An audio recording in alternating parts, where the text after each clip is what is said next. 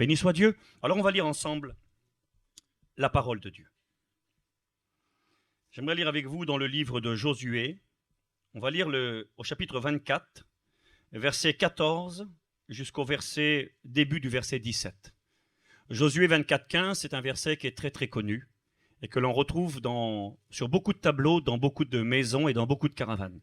Comme ça de mémoire, si je demandais, je pense que beaucoup pourraient me dire, c'est quoi Josué 24, 15 ? Moi et ma maison. C'est un camping comme tu fais aussi.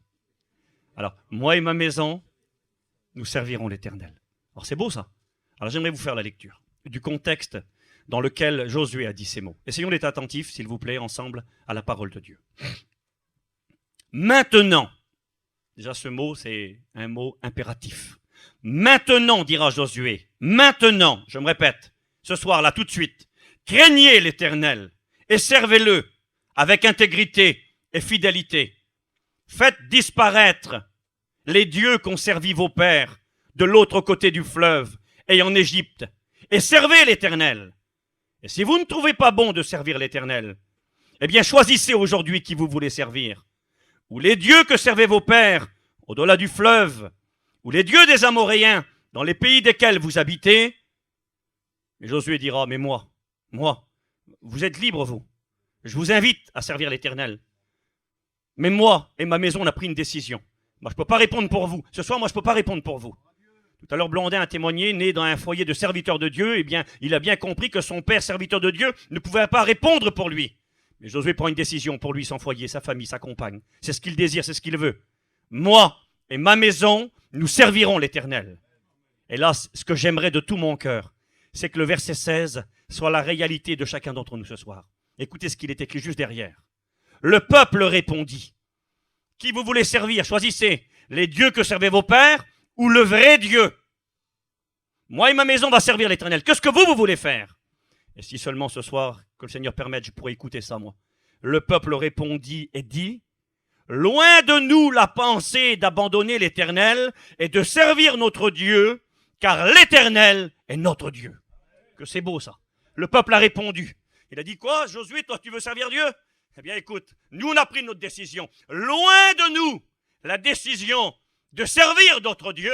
Nous avons pris notre décision. C'est quoi votre décision? Nous servirons l'Éternel. Que Dieu fasse qu'il en soit ainsi au milieu de nous. Vous voulez qu'on prie le Seigneur un instant? Pour moi, pour vous. Que ce ne soit pas des mots, du blabla, des cris, du bruit, mais une action de Dieu dans vos cœurs qui va produire un résultat à la gloire du Seigneur Jésus. Béni soit Dieu. Voilà, on va prier le Seigneur un instant. Je vais demander à Bibop, qui est un ancien aussi parmi nous, excusez-moi, je ne connais pas tout le monde, mais je vais demander à Bibop qu'il puisse prier pour moi et pour chacun de nous, s'il vous plaît. Prions le Seigneur avec notre frère. Ô Seigneur Jésus, que Dieu soit béni. Combien de dieux y a-t-il? Y a-t-il plusieurs dieux? Je vous pose la question. Y a-t-il plusieurs dieux? Oui. Ou y a-t-il plusieurs dieux? Non. Alors qui c'est qui pense oui?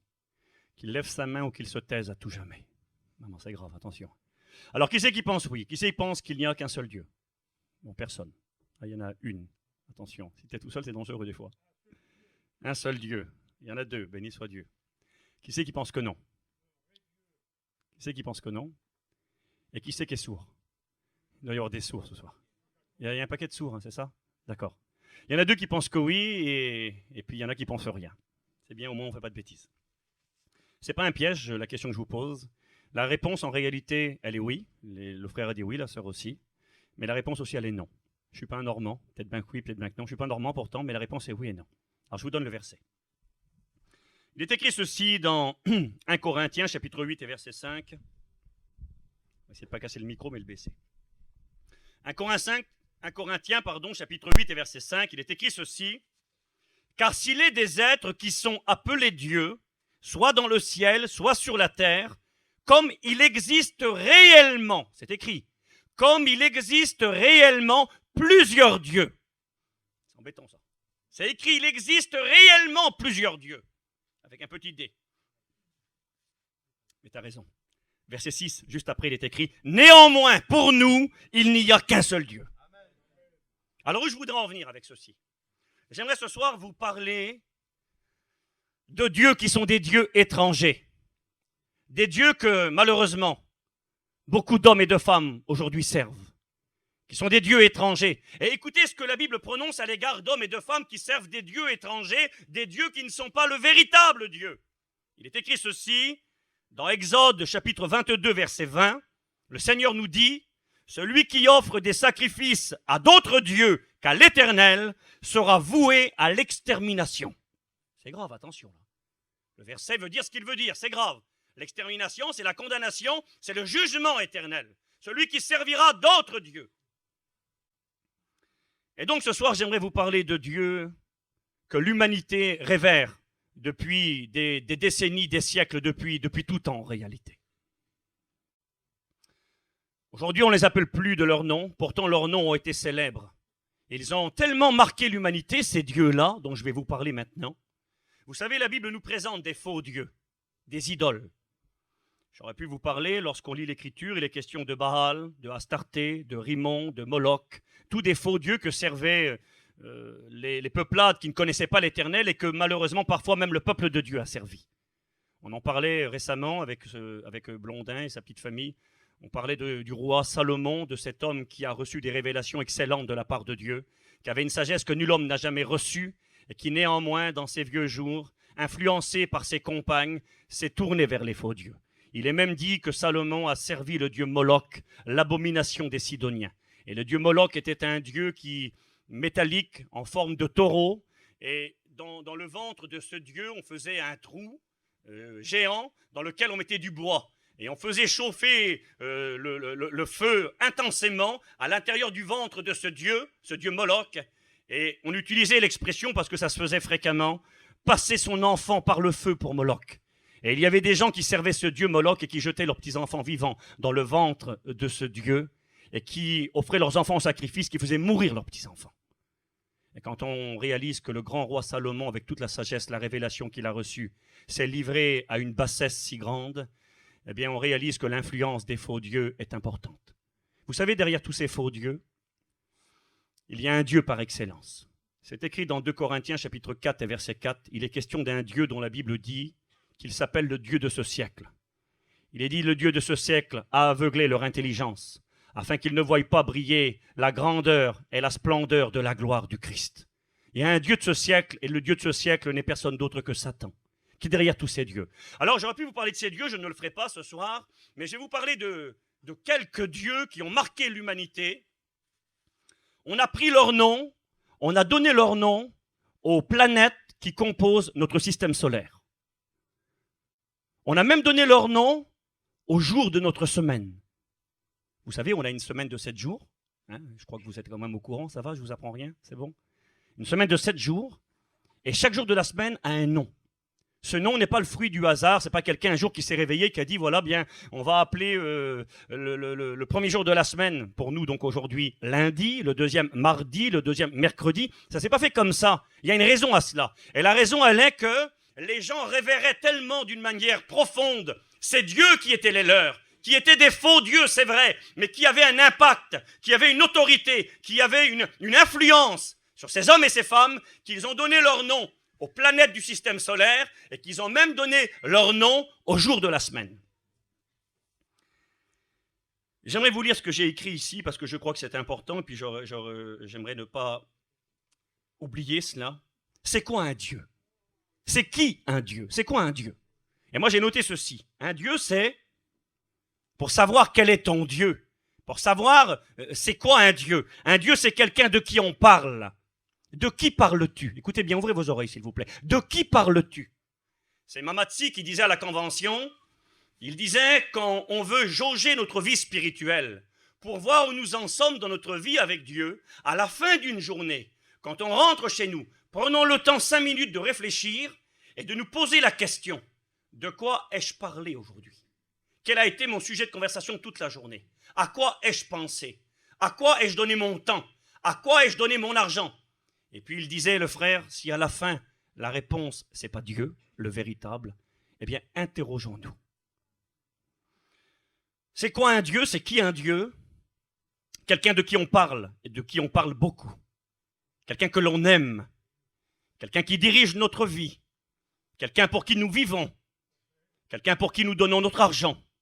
Quelqu'un pour qui nous donnons notre temps. J'ai marqué, quelle est ta passion? De qui rêves-tu? Il disait Blondin, quelle beauté.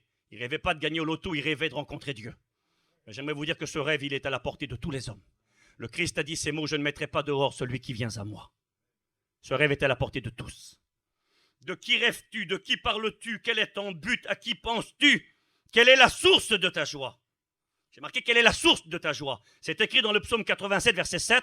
Le psalmiste dira, moi, toutes mes sources sont en toi. Mais quand il dit en toi, il parle du vrai Dieu. Toutes mes sources sont en Dieu. Mon inspiration, ma joie, ma paix, mon bonheur, mon espérance, je parle de lui. Comme disait Paillon, j'en parle le jour, j'en rêve la nuit. Il était son motif, son Dieu. Quel est ton Dieu? J'ai noté ceci. Aujourd'hui, le terme Dieu, idole, est utilisé à tour de bras. Une idole. Une idole, ça peut être, je vais attaquer les sportifs, ça peut être quand on aime trop le PSG. Je vais me faire des ennemis ce soir, c'est pas grave. Une idole, ça peut être le sport. De qui parles-tu? Toute la journée, je parle du ballon, je connais les joueurs par cœur, je dépense beaucoup d'argent pour le ballon. Et ça prend beaucoup de place dans ma vie. La réunion, écoute, il y a assez de réunions tous les jours. Elle vient et puis ça prend de plus en plus de place. Je ne suis pas ennemi du ballon, je vous rassure. J'ai joué au ballon pendant longtemps. Je ne joue plus beaucoup aujourd'hui, ça se voit. J'ai joué aussi, j'ai aimé le ballon, mais toute chose doit avoir sa place. Quel est ton Dieu? J'ai marqué, ça peut être dans le domaine du sport, ça peut être un acteur, une idole, un chanteur, un homme politique, un musicien. J'ai noté ceci, c'est bizarre, j'ai noté un assassin. Peut-on avoir comme idole un assassin? Alors j'ai un copain, je ne sais pas s'il est là ce soir, mais il me disait que chez lui, dans sa famille, un personnage qu'on aimait beaucoup, qu'on révérait, on connaissait l'histoire de tous les gangsters de la région parisienne, mais on aimait beaucoup Mesrine. Pour eux, c'était une référence.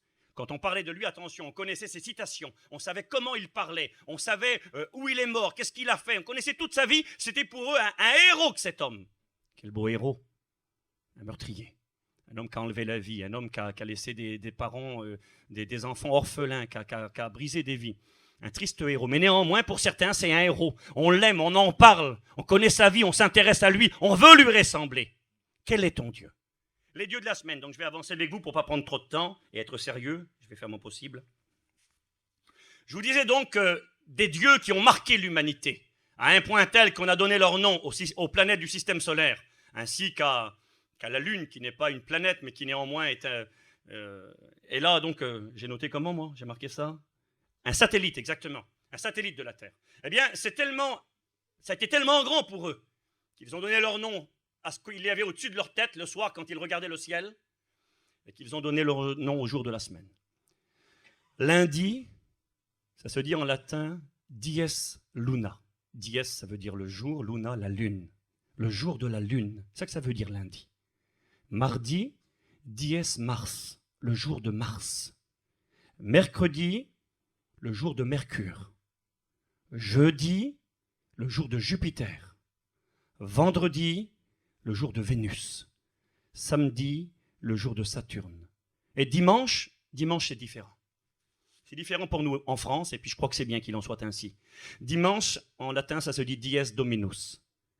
Ça veut dire le jour du Seigneur. Mais ce n'était pas comme ça avant. Il y avait un Dieu suprême parmi tous les dieux que révéraient les hommes qui ont marqué l'humanité à travers les siècles. Et ce nom est resté dans les pays voisins à la France. Il est resté en Allemagne et il est resté en Angleterre. Vous savez comment on appelle le dimanche en anglais? Pas l'anglais un petit peu. Non? Noé, comment on dit dimanche en anglais? Non, mais c'est la pression qui vient de revenir, c'est normal. Dimanche, ça se dit Sunday. Sunday. Et sun, ça veut dire le soleil. En allemand, ça se dit Sonntag. Sonntag. Et Sonn, c'est le soleil en allemand. C'était le jour du soleil, le dimanche. On révérait le soleil le dimanche, mais lorsque la France a embrassé le christianisme, a changé le nom de ce jour, le soleil était l'un des plus grands dieux qui étaient révérés par les hommes des temps passés. Et c'est d'ailleurs la raison pour laquelle on célèbre la naissance du Seigneur le 25 décembre. C'est parce qu'autrefois, les Romains, et puis aussi en France, ont révéré le soleil ce jour-là.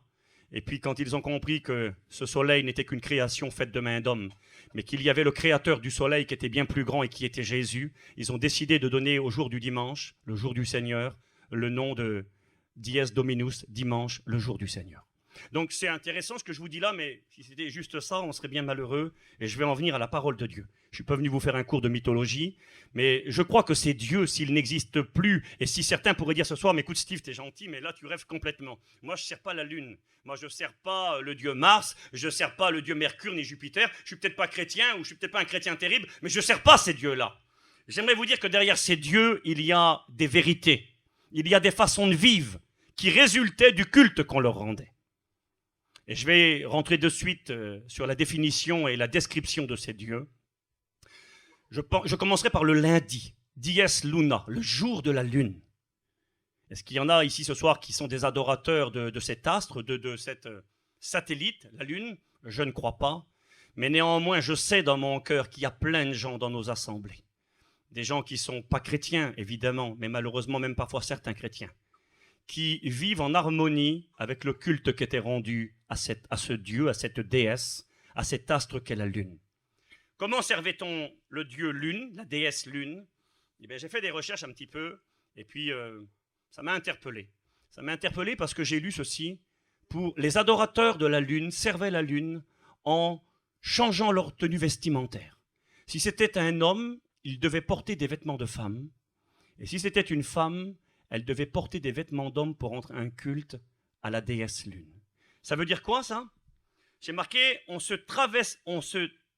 devait se travestir en portant les vêtements de l'homme ou de la femme pour servir cette déesse-là. Et déjà là, il y a un message. C'est-à-dire, il fallait se donner pour quelqu'un d'autre. Il fallait donner une image extérieure qui n'était pas la réalité. Un homme, c'est un homme, une femme, c'est une femme. Mais là, il fallait se déguiser. Et moi, je suis conscient qu'on a plein de gens qui fréquentent nos réunions, qui sont des gens déguisés. Et je vais vous dire dans quel sens je parle et je pense. La lune est reconnue pour l'influence qu'elle porte sur les humains. D'ailleurs, il y a des gens qui n'arrivent pas à dormir quand il y a la pleine lune. Il semblerait que ça influence l'être humain. Certains disent que non, d'autres disent que oui. Certains disent, moi, je n'ai pas pu dormir, c'était la pleine lune hier soir. Ça produit une influence. Et il y a des gens qui sont des gens influençables et influencés. On est tous influençables en réalité. On est tous tributaires de ce qui nous entoure. C'est pour ça que Paul dira, et mettant en garde, que celui qui croit être debout prenne garde de ne pas tomber, parce que les mauvaises compagnies corrompent les bonnes mœurs. On est tous influençables. Mais néanmoins, il y a des gens qui le sont plus que d'autres. D'ailleurs, l'expression a été utilisée par rapport au culte rendu à la lune, de devenir un lunatique. Vous savez c'est quoi un lunatique? Un lunatique, c'est quelqu'un qu'on ne peut pas le cerner. Un jour c'est bien, un jour c'est mal. Il y en a qui rigolent, ils doivent penser à quelques personnes, ils doivent se dire, moi j'en connais des lunatiques. Vous en connaissez, vous? Il y a des gens, on va chez eux, là, non mais ils ne savent pas quoi te faire. Alors, monte mon frère, mais qu'est-ce que tu fais? On ne te voit jamais. Tu viens le voir le lendemain, il te fout dehors, la porte est fermée. Qu'est-ce qu'il a eu? Il s'est retourné, il n'est plus le même. Il est influencé. Un coup il est bien, un coup... La Bible parle des lunatiques. Il est écrit ceci dans la parole de Dieu, Je vais vous donner le verset, je crois que je l'ai noté quelque part, si je le trouve. Je ne le trouve pas, c'est pas grave, je vous le donnerai de mémoire. Voilà. Dans Matthieu chapitre 17 et verset 15, il est écrit, un homme va venir devant Jésus et lui dire, Seigneur, aie pitié de mon fils qui est lunatique. Alors je ne vais pas dire que vous êtes des lunatiques comme ça ce soir, mais néanmoins, la pensée est là, il est écrit, il est lunatique, il souffre cruellement, il tombe souvent dans le feu, il tombe souvent dans l'eau. Deux extrêmes. Un coup il jette dans le feu, un coup il jette dans l'eau. C'est-à-dire il ne sait pas où il est instable, il est indécis, il est lunatique, il est changeant, il joue un rôle, il se déguise. Un coup c'est un chrétien, un coup il n'est plus chrétien. L'été en mission c'est un chrétien. En mission, il monte le chapiteau, donne un coup de main, les femmes avec les copines ramassent, elles font des bouquets de fleurs, c'est des chrétiennes, elles aiment le Seigneur. Ça arrive l'été chez elles, elles sont plus chrétiennes. L'hiver chez elles, plus chrétiennes. Ça y est, je suis plus chrétienne. La place désignée, le terrain, je suis plus chrétien. Ils sont chrétiens, ils sont plus chrétiens. Ils aiment le Seigneur, ils n'aiment pas le Seigneur. Ils aiment bien le Seigneur, mais ils ne veulent pas s'engager pour lui. Ils sont indécis, ils sont partagés. J'ai marqué des gens versatiles, changeants, instables, inconstants, agités, partagés. Ils jouent un rôle. Ils viennent aux réunions, et vu de l'extérieur, moi je dis c'est des chrétiens, c'est un chrétien. Il y a le masque du chrétien, mais il n'y a qu'un masque. Et je pense à cette histoire terrible de la Bible. Je vais tâcher de ne pas rester longtemps sur la réalité de ce Dieu, mais combien il y a de nombreuses personnes dans nos assemblées qui sont comme ça. Des gens pas chrétiens. Mais qu'est-ce qu'ils font? Ça fait 10 ans qu'ils viennent à la réunion. Ils ont compris le message de Dieu. Ils savent que l'évangile est la vérité. Ils savent que Jésus est mort et qu'il est ressuscité pour eux. Ils savent que sans lui, ils n'iront pas au ciel. Ils le savent. Et ils refusent de prendre position. Ils refusent de s'engager. Ils viennent réunion après réunion après réunion. Ils ont écouté des centaines de prédications. Ils sont toujours les mêmes. Alors des fois, ils se déguisent un peu.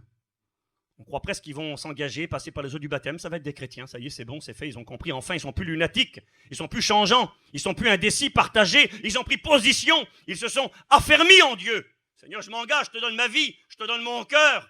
Je ne veux pas simplement fréquenter les réunions, je ne veux pas aller en mission, avoir des copains chrétiens ou chrétiennes, mais je veux devenir un vrai chrétien, se prendre en main. La Bible nous parle d'une femme, dans le premier livre des Rois, chapitre 14, versets 2 et 6. Il est question d'une femme, c'est une reine. La femme de Jéroboam, une reine. Et puis, le problème va toucher leur foyer. Ils connaissent le vrai Dieu. Et le problème va venir. Et vous savez, je crois que la majorité d'entre vous ce soir ici connaissez le vrai Dieu. Savez que le vrai Dieu, il s'appelle l'Éternel, Elohim, le Dieu de la Bible, le créateur du ciel et de la terre, celui qui nous aime, celui qui nous a tellement aimés qu'il a donné son Fils unique pour nous. Vous le savez, nous connaissons cette vérité biblique. Il y a des gens qui demeurent indécis. Puis quand le problème vient, bien, on vient frapper à la porte des prédicateurs, on demande la prière, on demande l'intercession de l'Église. Et puis là, dans le foyer de Jéroboam, la maladie va venir. L'enfant va tomber malade. La maladie vient, et ils savent à quelle porte frapper. Mais Jéroboam, il a une idée, lui. Il dit à sa femme, écoute, tu vas aller voir le serviteur de Dieu. Le vieux prophète là-bas, il s'appelait Achija, tu vas aller le voir. Et puis quand tu vas arriver chez lui, eh bien, tu vas lui faire un présent, tu vas lui faire des cadeaux, tu vas essayer de l'acheter. Mais écoute, avant d'aller là-bas, il est aveugle en plus, il est aveugle. Mais écoute, dans le doute des fois, déguise-toi. Il va dire à sa femme, déguise-toi, mets-toi un déguisement et tu vas aller vers l'homme de Dieu. Tu vas aller à la réunion, tu vas faire la chrétienne, tu vas demander la prière, on a un problème. Tu vas jouer un rôle, tu vas faire semblant. On adorait la lune en se déguisant. Tu vas te déguiser. Il lui dira, Jéroboam dit à sa femme, déguise-toi. Et elle va se déguiser. Elle s'est déguisée, c'est plus la reine, c'est une chrétienne. Et puis elle vient voir l'homme de Dieu. Elle a un gros problème, évidemment. Son petit garçon, son petit enfant est malade, à l'extrémité. Et elle vient devant lui, elle lui apporte des cadeaux, elle veut acheter l'homme de Dieu. Il est aveugle, il ne voit rien. Il ne voit rien, il est peut-être aveugle physiquement, mais il a la vision juste spirituelle. Et quand elle rentre dans sa maison, le Seigneur lui dit, la femme de Jéroboam va venir te voir. Quand elle va rentrer, tu lui diras que tu as des paroles dures à lui dire. Et il est écrit que lorsqu'elle va franchir la porte, elle est là déguisée, elle joue à la chrétienne, elle se fait passer pour ce qu'elle n'est pas. Elle arrive dedans déguisée, personne ne la reconnaîtra, mais Dieu la reconnaît. Vous savez, ce soir, vous pouvez vous déguiser. Et je ne suis pas méchant, je ne suis pas en colère, loin de là, Dieu connaît mon cœur. Quand Blondin m'a demandé si j'étais d'accord de venir, parce que je devais venir à Chambourcy, ici, c'est avec joie que j'ai répondu oui. Et puis depuis quasiment le début, eh bien, je pense régulièrement à ce que je vous partage ce soir. Et je crois que si Dieu met ça dans mon cœur, je crois que vous avez compris que je ne suis pas venu faire mon intéressant ici. Je le dis souvent, c'est vrai, une réunion, ce n'est pas un théâtre. On n'est pas des acteurs et on n'est pas au cirque pour un clown. Vous êtes venus ici pour écouter la parole de Dieu et vous êtes ici parce que Dieu vous aime. Bien, Dieu m'a mis sur mon cœur de parler de cela parce que je crois qu'il y a au moins une personne comme ça, qui fait semblant, mais que dans le cœur c'est faux. Qu'à la réunion, elle trompe beaucoup de gens, mais que Dieu connaît, lui, ce qu'il y a en dehors de la réunion. Ce qui compte, ce n'est pas les apparences ne vous amèneront pas au ciel. Ce que pensent les gens de vous amènera pas au ciel. Que moi, je crois que tu es une chrétienne par excellence ou un chrétien par excellence ou que tu as donné ta vie au Seigneur, c'est bien. Mais ce qui compte, c'est ce que toi, tu as fait vraiment. Et il va lui dire ces mots, elle arrive déguisée, elle ouvre juste la porte et il lui dit, femme de Jéroboam, pourquoi veux-tu te donner pour une autre ? Pourquoi veux-tu te donner pour une autre ? Je suis chargé de te dire des paroles difficiles, dures. Et il va lui annoncer une sentence terrible, la mort de son enfant. Alors, je n'ai pas envie de vous annoncer des choses terribles ce soir, mais j'aimerais vous dire de la part de Dieu, nous sommes arrivés à un temps, à un moment où il faut arrêter de jouer. Il faut arrêter de s'amuser, c'est sérieux l'évangile. Il faut prendre position. J'aimerais vous dire ceci, Dieu n'a rien à faire de la moitié de ton cœur. Dieu n'a rien à faire de la moitié de ta vie. Oui, mais tu sais, je vais à la réunion, c'est déjà pas mal. Tu pourras venir à la réunion 3000 ans. Dieu, il dit, donne-moi ton cœur. Et quand tu donnes ton cœur, ça veut dire que tu donnes tout. Vous connaissez l'histoire, pas une parabole, c'est une histoire authentique. Lorsque Jésus va se trouver sur l'esplanade du temple et qu'il va voir devant le parvis des femmes, il va voir des femmes qui faisaient des offrandes, des hommes et des femmes. Et là, il va voir une petite veuve qui mettait 2 petites pièces. C'était insignifiant. c'est comme si on dirait aujourd'hui 40 centimes d'euros, si vous voulez, insignifiant, qui mettait 2 petites pièces dans le tronc. Et là, on voyait les gens qui mettaient des sommes conséquentes, et Jésus voit les gens, mais il voit cette femme qui met 2 petites pièces. Et il va dire à ses disciples qui sont là, n'avez-vous pas vu ce qu'a fait cette femme? Ils vont leur dire, oui, ben on l'a vu. Puis peut-être que moi, si j'avais été avec les disciples à ce moment-là, j'aurais dit à Jésus, ah oui, j'ai vu, elle est généreuse, elle. Mon sauveur, 40 centimes, elle donne. Ben, il ferait mieux de les garder, ces 40 centimes. Qu'est-ce qu'on va faire avec 40 centimes? Je vais vous dire pourquoi que cette femme mettait 2 petites pièces. Il est dit qu'elle était veuve, qu'elle n'avait rien. Et quand elle met ces 2 petites pièces, Jésus va dire, non, non, écoutez, cette femme-là, elle est très généreuse. Ne pensez pas ce que vous pensez. Cette femme-là, là, Jésus dira, elle a mis tout ce qu'elle avait. Et écoutez quelque chose. Si c'est vraiment tout ce qu'elle avait, ces 2 petites pièces, bien moi j'aurais été d'accord qu'elle en mette qu'une. Si c'est vraiment tout ce qu'elle avait, moi j'aurais été d'accord. J'ai un copain qui a été serviteur de Dieu et puis qui est chrétien. C'est un petit raclot que j'ai connu il y a bien des années en prison. Et que j'ai eu la grâce d'amener au Seigneur et qui est devenu serviteur de Dieu par la suite. Il a exercé son ministère pendant un temps ici à Pontoise. Après, il est allé aux États-Unis, au Canada. Il a été allé en Angleterre. Enfin, il a voyagé beaucoup dans son ministère. Et ce petit raclot, il y a quelques années en arrière, il est allé à l'église de Nantes. Et puis, il n'avait rien. Et à l'époque, si mes souvenirs sont bons, c'était encore en francs. Il avait dans sa poche 4 francs ou 5 francs. Et au culte, il a mis 2 francs dans la corbeille. Et sa mère lui a dit, mon fils, fais pas ça, on n'a rien. Il a dit, écoute maman, il faut donner pour le Seigneur, il faut donner le meilleur de ce que l'on a. Et puis il a donné 2 francs. Moi, si je l'avais vu, j'aurais dit, maman, il est de Charlot, lui, hein, 2 francs. Il ne peut pas les garder, ces 2 francs. Il avait donné tout ce qu'il pouvait. Et il explique, c'était beau, il explique quand il est rentré chez lui, il ne restait plus que 3 francs, ils ont acheté une petite baguette pour manger, ils n'avaient rien. Mais il disait à sa mère, tu sais, elle disait, on n'a rien mon fils pour manger. Il dit, maman, il faut faire confiance à Jésus. Et il dit, quand je suis rentré chez moi, j'ai posé la baguette de pain sur la table, le voisin il est venu, il a tapé à la porte, et il est venu nous voir, est-ce que vous voulez, j'ai des légumes, ça vous intéresse? Ça vous intéresse, ils n'avaient rien. Et Dieu avait pourvu. Mais juste pour vous dire, on aurait pu mépriser cette femme qui donnait ces 2 petites pièces. Et moi j'aurais accepté quelque part, si c'est vraiment tout ce qu'elle avait, et c'est le cas, Jésus l'a dit, j'aurais accepté qu'elle ne donne qu'une pièce. Mais voilà, écoutez bien, mais voilà. Il y avait une loi dans le temple. Et parmi la loi donc qui existait par rapport aux offrandes, il y avait un minimum requis dans les offrandes. On n'avait pas le droit de donner moins de 2 petites pièces. C'était le minimum obligatoire. Et cette femme-là, elle est confrontée à un choix. Et c'est pour ça que Jésus la met en exemple. Elle est là, elle a 2 petites pièces dans sa poche, elle aime Dieu, elle aime Dieu. Mais comment faire?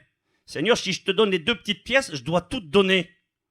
Je voudrais bien t'en donner qu'une seule, en garder une pour moi, mais je n'ai pas le droit. C'est soit je te donne les 2, soit je te donne rien. Et j'aimerais vous dire ceci, frères et sœurs, et surtout amis qui êtes là ce soir. Et avec Dieu, c'est comme ça. Soit on donne tout, soit on donne rien. On ne peut pas donner la moitié de son cœur. Je ne sais pas les frères, si je me trompe, vous me dites. Il y en a qui croient que c'est comme ça. Moi, je viens à la réunion, j'aime bien Jésus, j'aime bien Jésus. Vous aimez bien Jésus, vous? Je voulais juste quelque chose. J'avais un petit chien, moi. J'aimais bien mon petit chien. Je l'aimais tellement que je l'ai donné à ma mère. Je l'aimais beaucoup, hein. J'aime bien mon camion. Il me sert pour aller chiner le matin. J'aime bien mon lit pour dormir. Mais j'aime pas Jésus comme j'aime mon camion. Et si j'aime Jésus comme j'aime mon camion, bien je ne l'aime pas terrible, Jésus. Vous savez, sans mépriser ni juger personne, on n'est pas dans un tribunal, je le dis tout le temps. Une réunion, ce n'est pas un tribunal. On n'est pas là pour taper sur les gens et faire du mal aux gens. C'est un hôpital pour soigner les blessés du chemin. Mais dans un hôpital, on doit dire la vérité pour soigner les blessés du chemin. Mais j'aimerais vous dire ceci. Si déjà certaines personnes, ils aimaient Jésus comme ils aiment leurs affaires, comme ils aiment leur matériel, je crois qu'ils l'aimeraient beaucoup. Des fois, il y a des femmes qui ont rendu témoignage, je l'ai eu écouté. Des femmes qui ont compris, à genoux devant le camping en train de frotter. Je ne suis pas en train de vous dire qu'il ne faut pas nettoyer vos affaires, faites-le. Mais à genoux devant le camping en train de frotter pendant des heures, combien de temps tu passes à genoux devant ton Dieu? Peut-être jamais. Si je passerais autant de temps à faire briller mes affaires que de faire briller ma vie spirituelle, il y a des chrétiens, ça serait des bijoux. C'est vrai ça. Je ne voulais pas vous faire de mal, être maladroit, que Dieu mette dans sa bonté et dans sa grâce ce soir. Mais ce que je voudrais vous faire comprendre de la part de Dieu, on ne peut pas servir le Dieu lune. C'est-à-dire avoir un cœur partagé, vivre dans l'influence, se déguiser, se faire passer pour ce qu'on n'est pas. Il y a un moment donné où il faut être honnête avec Dieu. J'ai écouté un jour un frère prêcher à Bordeaux, c'était le frère Ramuccio, un ancien de notre mission, et puis il a prêché sur l'amour, qu'un chrétien devait aimer, et qu'un chrétien qui n'aime pas, c'est une anomalie. Il doit aimer ceux qui l'entourent. Jésus n'a-t-il pas dit, voici à quel signe tous reconnaîtront que vous êtes mes disciples, à l'amour que vous aurez les uns pour les autres. Et il a commencé à parler d'aimer ses frères, d'aimer ses sœurs, de se supporter, de se comprendre. Et il parlait de l'amour. Et puis il a rappelé certainement ce verset, Romains 5,5. L'amour de Dieu est répandu dans nos cœurs par le Saint-Esprit. Si on manque d'amour, Dieu peut nous en donner de cet amour. Et il a prêché là-dessus. Et je me souviens, c'était puissant. La réunion s'est terminée, une action du Saint-Esprit dans les cœurs. La parole de Dieu faisait effet dans les cœurs de ceux qui le voulaient. Et là, à la fin de la réunion, il y a une femme qui a commencé à prier. Qui c'est? Je ne sais pas, je n'ai pas regardé qui c'était. Ça ne comptait pas, ça ne m'intéressait pas, ça. Mais j'ai écouté une femme élever sa voix. À l'Assemblée de Bordeaux, il y avait peut-être 300, 350 personnes. Elle a élevé sa voix. Et elle a dit, Seigneur, pardon. Tu vois, les gens croient que je suis une bonne chrétienne, une vraie chrétienne. Mais j'aime pas les gens. Je supporte pas les gens. Je veux pas qu'ils viennent chez moi. J'aime pas. Et je te demande pardon. Je veux que ça change ce matin. Ben, j'aimerais vous dire que Dieu a écouté sa prière. Et je ne l'ai pas regardée en disant c'est qui? Eh ben, elle est belle, c'est elle. Je croyais que c'était une bonne chrétienne, moi. Je n'ai pas guetté. J'ai gardé ma tête baissée. J'ai dit Seigneur, bénis ma sœur qui te prie maintenant. Il faut être honnête avec Dieu. À un moment donné, il faut tout mettre sur la table et dire Seigneur, eh bien, je vais arrêter de jouer, je vais arrêter de te fréquenter, je vais arrêter de m'amuser, je vais arrêter de venir aux réunions. Il y a des gens qui ont donné leur cœur à Dieu, ça fait 50 ans, on en parlait tout à l'heure à table avec les frères, et puis ils ne veulent pas s'engager avec Dieu, ils ne veulent pas passer par les eaux du baptême. C'est une anomalie. Si j'ai rencontré Dieu, que j'aime Dieu, que je suis né de Dieu, que je lui ai tout donné, ben c'est en courant que je veux me baptiser. À la limite, ce serait au prédicateur de vous dire stop, arrêtez, on va attendre un petit peu. Mais quand on l'a rencontré, quand on lui a donné sa vie, puis j'aimerais vous dire quelque chose, quand on donne sa vie à Jésus, on ne donne pas grand-chose en réalité. Il y en a qui croient qu'ils ont fait des grands cadeaux à Dieu. Je vais vous dire quelque chose, ça va peut-être vous faire rire 2 secondes. Je l'ai écouté, vous l'avez peut-être entendu, je ne sais pas s'il y en a qui l'ont dit ici. Moi, j'ai écouté des gens dire, moi, j'ai donné ma cigarette au Seigneur. Jésus fume des Marlboro. Non, je ne fume pas des Marlboro. Et j'ai donné ma cigarette à Jésus. Tu ne sais pas quel cadeau qu'elle a fait. Moi, j'ai donné ma boisson au Seigneur. Jésus, il boit du whisky. Non. Mais non. Qu'est-ce que tu as donné? Tu as donné ta misère à Dieu. Même que tu es le meilleur. Le meilleur, son cœur est comme un buisson d'épines. Tu donnes rien. Quand tu viens à Dieu, tu ne fais pas un grand cadeau à Dieu. Tu ne fais pas un grand sacrifice à Dieu. Tu lui donnes ta misère et lui, il te donne le meilleur. J'ai écouté ce témoignage. Une petite fille, son père lui avait donné un petit portefeuille. Et puis elle avait un portefeuille. Et puis le portefeuille, c'était un vieux portefeuille. Et puis la petite fille avait ce vieux portefeuille, c'était pas terrible. Et le père lui a dit, viens ma fille, donne-moi ton portefeuille, le vieux portefeuille là, donne-moi-le. Il a pris le vieux portefeuille et puis à l'époque, il a mis un billet de 200 francs, de 500 francs à l'intérieur. Il l'a mis dedans. Il a dit, tiens ma fille. Et c'est exactement ce que tu as fait. On lui a donné le vieux portefeuille, excusez-moi, pourri. Il n'y avait rien dedans. Puis Jésus, il a mis de la valeur à l'intérieur. La valeur que nous possédons, c'est lui qui nous l'a donnée.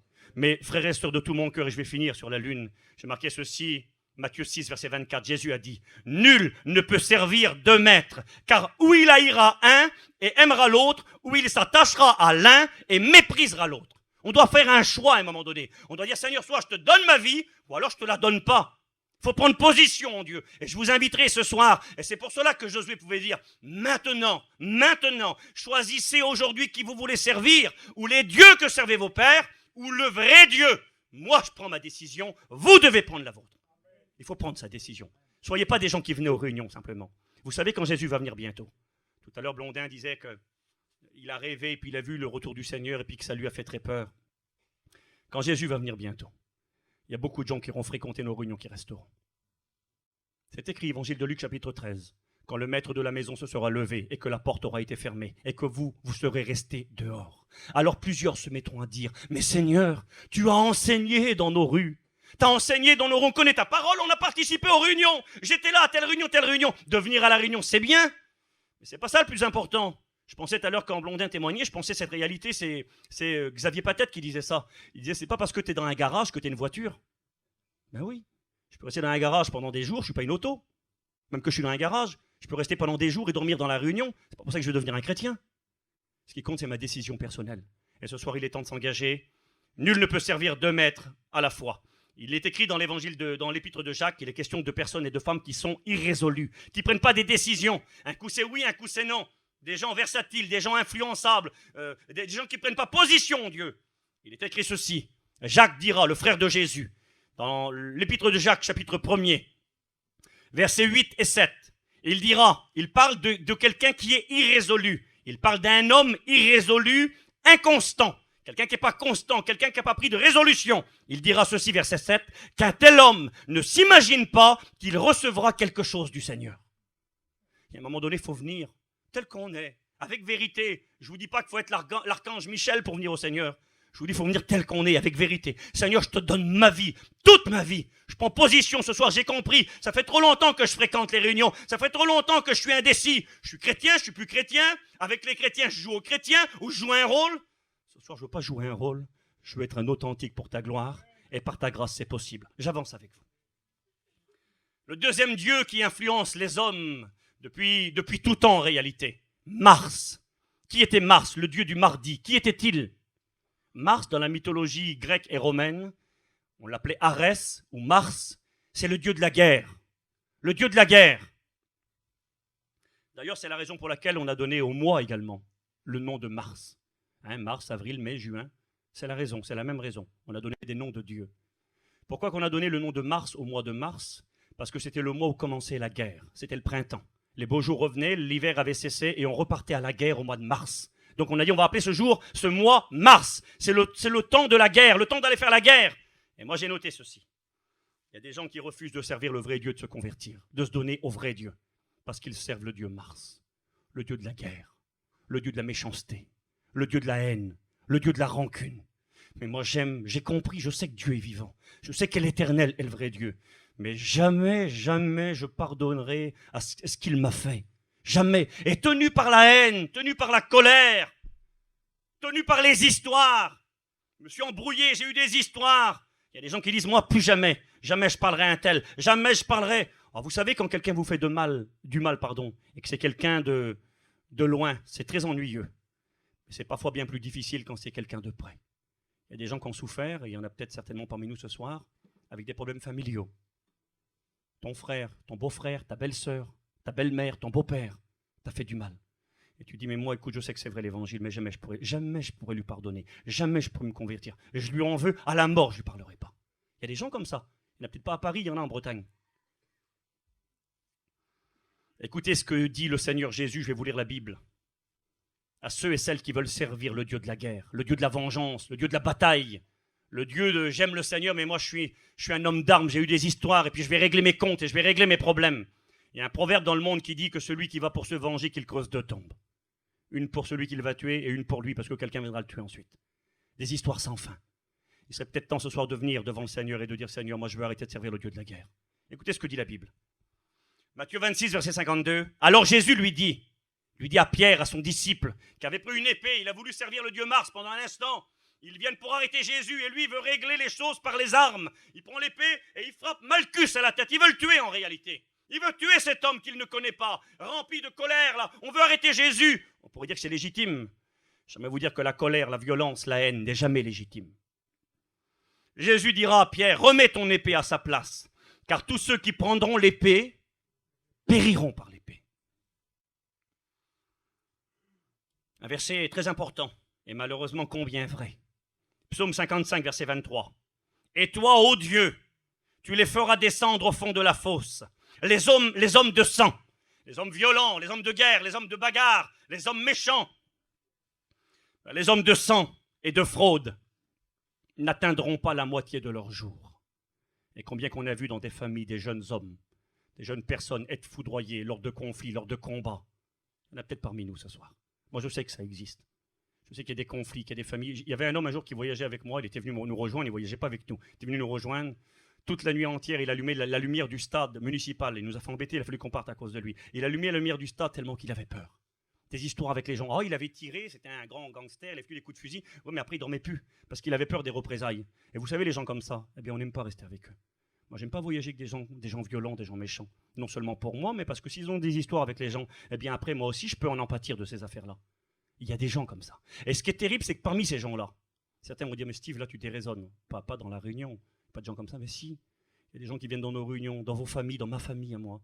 Des gens qui aiment bien le Seigneur, mais des gens à histoire. Des gens de bagarre, des gens de problèmes, des gens de violence, des gens qui en veulent. Il y a peut-être ici des personnes très gentilles, très sympathiques. Ils aiment le Seigneur et ce qui les empêche de se convertir, c'est la rancune et la haine qu'ils ont dans leur cœur. On leur a fait du mal et ils ne sont pas prêts à y renoncer. Jamais de la vie. Mais écoutez ce que nous dit la parole de Dieu. Je passe, je vois des versets devant mes yeux, je les passe. Conseil de Dieu, j'ai marqué. J'ai noté d'autres versets par rapport à la violence, mais je les passe. Conseil de Dieu pour ceux qui servent le Dieu de la guerre, le Dieu de la colère, le Dieu de la rancune. Ce Dieu qui leur fait tellement de mal, qu'il emprisonne leur vie. Ils pensent constamment à celui qui leur a fait mal. Quand ils viennent à la réunion, ils sont touchés, ils aiment le Seigneur, ils chantent des cantiques, c'est beau, mais ça les retient, cette haine, cette colère, cette méchanceté qui est en eux. On leur a fait du mal. Alors le Seigneur donne ce conseil, lui. Psaume 37, versets 8 et 9. Laisse la colère. Abandonne la fureur. Ne t'irrite pas, ça serait mal faire, car les méchants seront retranchés, mais ceux qui espèrent en l'Éternel posséderont le pays. Encore un peu de temps, et le méchant n'est plus. Tu regardes le lieu où il était, et il a disparu. C'est pas bien d'être un méchant. Et le Seigneur donne ce conseil dans le psaume. Laisse la colère. Certains diront, mais écoute, t'es gentil mon copain, tu me connais pas, mais tu connais pas ma vie, tu sais pas ce qu'on m'a fait. Écoute, je sais pas ce qu'on t'a fait, je connais pas ta vie, mais je connais Dieu. Et je sais ce que Dieu lui est capable de faire. Et je sais que les conseils de Dieu, ils sont véritables et ils sont bons pour notre vie. Alors maintenant, il y a cette réalité. On a écouté parfois, je ne voudrais pas me mettre personne à dos puis être maladroit aussi. On a écouté parfois qu'on est obligé, si on devient un chrétien, quasiment de manger. Alors, je vais peut-être prendre un cas ce soir, je ne sais pas s'il y en a, j'espère qu'il n'y en a pas. On est obligé quasiment d'aller manger avec celui qui, je ne sais pas, qui a tué quelqu'un chez vous. Mais la Bible n'a jamais dit ça. Écoutez ce qui est écrit dans la Bible. Romains 12, verset 18. S'il est possible, autant que cela dépende de vous, soyez en paix avec tous les hommes. Si c'est possible, mais il y a des fois, ce n'est pas possible. Il y a des situations, des moments où moi, je parle de paix, mais eux, ils parlent de guerre en face de moi. Donc, je ne vais pas aller me jeter dans la gueule du loup et aggraver l'affaire. Je ne te demande pas, moi, d'aller te réconcilier, d'aller dans le sens, dans certaines situations, il faut le faire. Mais il y a des situations où ce n'est pas possible. Comment se réconcilier avec quelqu'un qui n'est plus là aujourd'hui? Quelqu'un qui t'a fait du mal, tu en as voulu toute ta vie, puis il n'est plus là, il est parti, il est mort aujourd'hui. Tu ne peux pas être réconcilié avec quelqu'un qui n'est plus là. Donc, il y a des situations où la réconciliation, parfois, n'est pas possible, ou n'est plus possible, ou n'est pas possible pour l'instant. Mais ça, il faut le laisser de côté. Il ne faut pas penser, oui, si je le vois, comment? Non, il ne faut pas penser à tout ça. Il faut dire, Seigneur, je te donne ma vie ce soir.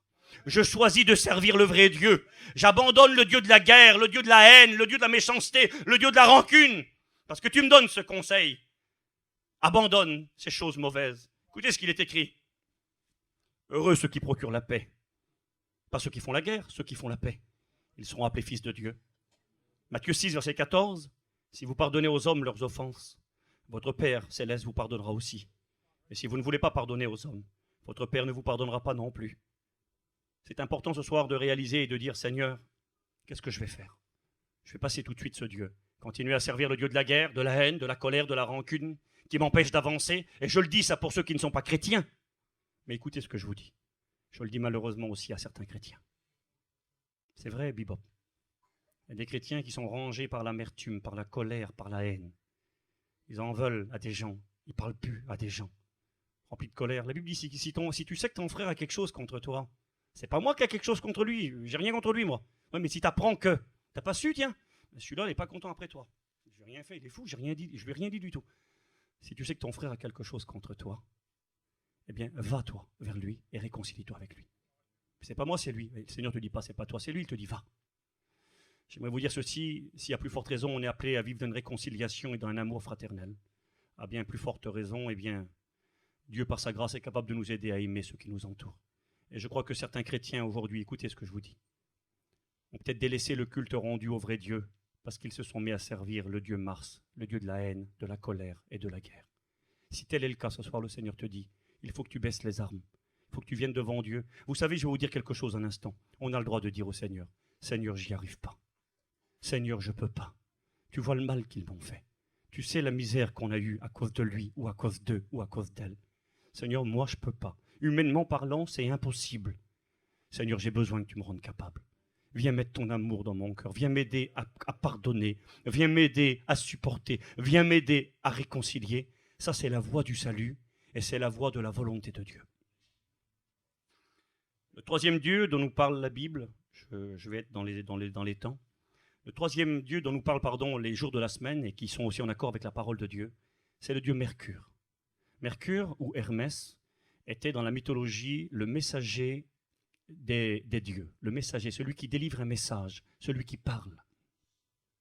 J'ai eu l'occasion d'aller en Turquie, il y a de cela maintenant 2 ans, et quand je suis allé en Turquie à Éphèse, nous avons vu une reproduction du dieu Mercure. Il est là sur un petit muret à Éphèse, le guide nous a dit, regardez là juste derrière vous, on s'est retourné, on a regardé, voyez ça? Ça, c'est le dieu Mercure. Ah, voilà, on a vu une représentation. Et vous savez qu'est-ce qu'il nous a dit le monsieur, le guide? C'était pas un Français, un Turc évidemment. Et il a dit ça, c'est votre Dieu à vous. Alors je ne vous dis pas comment il nous voyait le monsieur.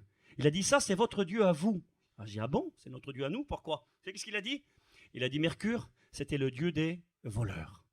Il avait une drôle de vision de notre groupe, le guide, là. C'est le dieu des voleurs. Ouais, il a dû dire c'est les gitans, c'est tous des voleurs. Le dieu des voleurs. Et ça peut faire rire, mais quelque part, une certaine partie de vérité.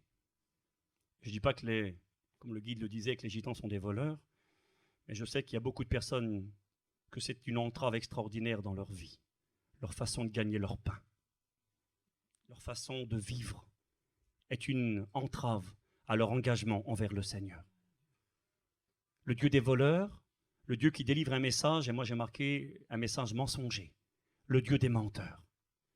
Il y a des gens qui savent que Dieu est vrai, qui savent que la Bible est vérité, qui ont compris que c'est lui le vrai Dieu. Et là, Dieu voudrait les placer devant un choix ce soir. Jusqu'à quand vas-tu servir Mercure, le Dieu des menteurs et le Dieu des voleurs?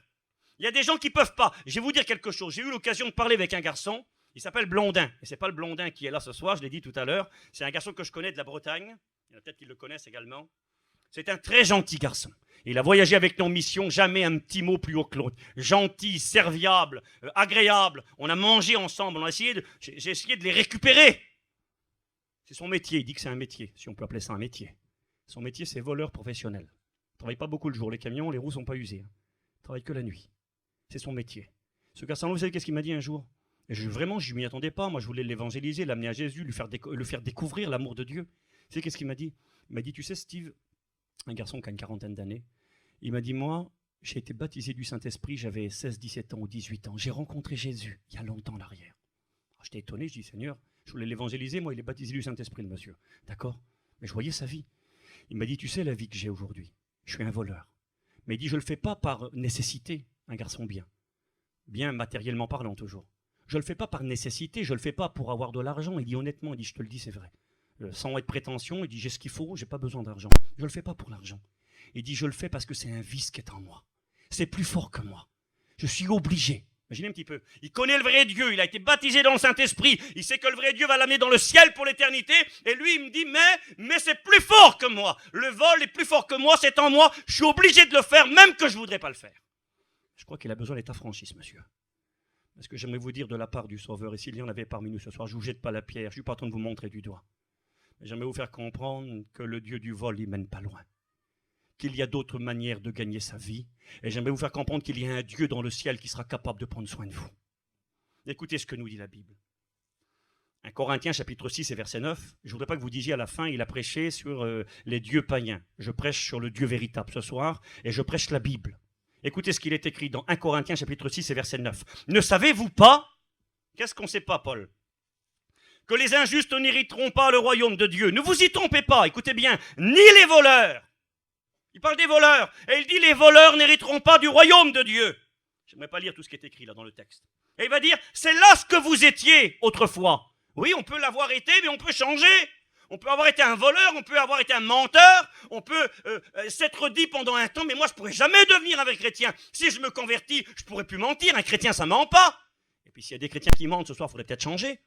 Eh bien moi, un chrétien ça ne ment pas, un chrétien c'est un enfant de la lumière. Il y a un verset, je ne voudrais pas être trop fort, mais c'est écrit, je crois que je l'ai noté quelque part, ce verset-là, c'est qu'il est. Jean 8, 44, écoutez ce qu'il est écrit. Le diable, lorsqu'il profère le mensonge, il parle de son propre fond, car il est un menteur et il est le père du mensonge. Mon père à moi, ce n'est pas le père du mensonge. Mon père à moi, c'est le père de la vérité. Jésus s'appelle la vérité. Il a dit, je suis le chemin, la vérité et la vie. Quiconque est pour la vérité, dira Jésus, écoute ma voix. Un chrétien, il marche dans la voie de la vérité. Il marche honnêtement comme un plein jour. Oh, il n'a pas tout compris, il fait des erreurs parfois, c'est vrai. Et il a besoin de la grâce de Dieu pour le fortifier. Il a besoin que le Seigneur, parfois, je l'ai dit hier soir, lave ses pieds. Vienne le purifier, le sanctifier, le pardonner à nouveau, c'est vrai. Mais un enfant de Dieu, un chrétien, il marche dans la vérité. Le texte nous dit, c'est ce que vous étiez autrefois. Oui, c'est vrai, on l'a peut-être été autrefois, mais on ne l'est plus. Quand on devient un chrétien, il y a un avant et un après. Autrefois, vous étiez ténèbres. Aujourd'hui, vous êtes lumière dans le Seigneur. Autrefois, vous étiez sans espérance, sans Dieu, sans droit de cité en Israël. C'est ce qu'on était autrefois. Aujourd'hui, vous êtes des saints gens de la maison de Dieu. C'est comme ça, les frères, non? Il y a un avant, il y a un après. On l'a rencontré, on servait les dieux de ce monde. On a servi le dieu de la guerre aussi à notre niveau. Nous aussi, on s'est bagarré, on a eu des histoires et des problèmes. Mais c'est fini tout ça maintenant. On a compris que le vrai Dieu, c'est meilleur. On a compris que si on sert les faux dieux, c'est écrit. Celui qui sert les faux dieux, il est écrit, il connaîtra l'extermination. Moi, je ne veux plus servir ces dieux. Je ne veux pas être un lunatique, un changeant. Moi aussi, je chantais des cantiques avant d'être chrétien. Je chantais des cantiques, j'aimais bien le Seigneur. Quand j'avais des petits soucis, je priais le Seigneur. Et je vais vous dire quelque chose. Je n'étais pas musclore, moi. Mais j'aurais pas aimé que quelqu'un parle mal de Jésus. J'ai été élevé dans la connaissance de l'Évangile. Ma mère s'est baptisée, elle était très jeune. Et je le dis souvent, j'en suis fier et c'est beau. Mans, le premier prédicateur de la mission, c'était mon oncle. Donc, on est né dans l'Évangile. Je suis de la Bretagne. Nous, on a repris les églises après nos anciens là-bas. Eh bien, c'est beau, c'est grandiose. J'avais des sentiments et j'aurais pas aimé qu'on parle mal du Seigneur. Je crois qu'à la limite, j'aurais vu quelqu'un se moquer de Jésus. Eh bien, je crois que je me serais battu avec lui. Quel héros. J'aurais été comme Pierre. Moi, je me serais battu pour Jésus. J'avais rien compris. Je servais le Dieu Mars, le Dieu de la colère, de la haine, le Dieu des lunatiques, le Dieu des gens qui ne veulent pas prendre des décisions. Je servais également le Dieu du mensonge, le Dieu des voleurs. C'est ce que vous étiez autrefois. Je bénis Dieu. Parce que si autrefois j'ai été comme ça, aujourd'hui je ne le suis plus. Pas parce que je suis meilleur que les autres, mais parce que le Dieu véritable est capable de transformer notre vie.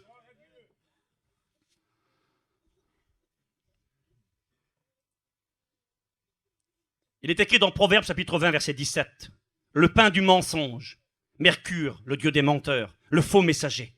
Le pain du mensonge, il est doux à l'homme. Ah, il le mange, moi qu'il est bon. Ouais, il est doux. Écoutez ce que dit la Bible. Et plus tard, sa bouche est remplie de gravier. Sur le coup, il est doux, mais plus tard, c'est des graviers. Ça se transforme en gravier dans ta bouche. Éphésiens 4, 25, c'est pourquoi, à cause de tout cela. Et là, j'ai marqué, moi, un petit mot dans mes petites notes. Là, j'ai marqué, en plus, cette parole-là, elle s'adresse à des chrétiens. Quand Paul va parler aux Éphésiens 4, 25, il va dire « C'est pourquoi renoncez aux mensonges et que chacun de vous parle selon la vérité à son prochain. Renoncez aux mensonges. » Et si ce soir, il y avait même certains chrétiens qui, parmi nous, avaient peut-être cette tendance à déformer légèrement la vérité. Il y a un homme qui a dit que toute vérité pure, toute vérité qui n'est pas pure est un mensonge. Bien, ce soir, nous devons nous examiner parce que c'est sérieux.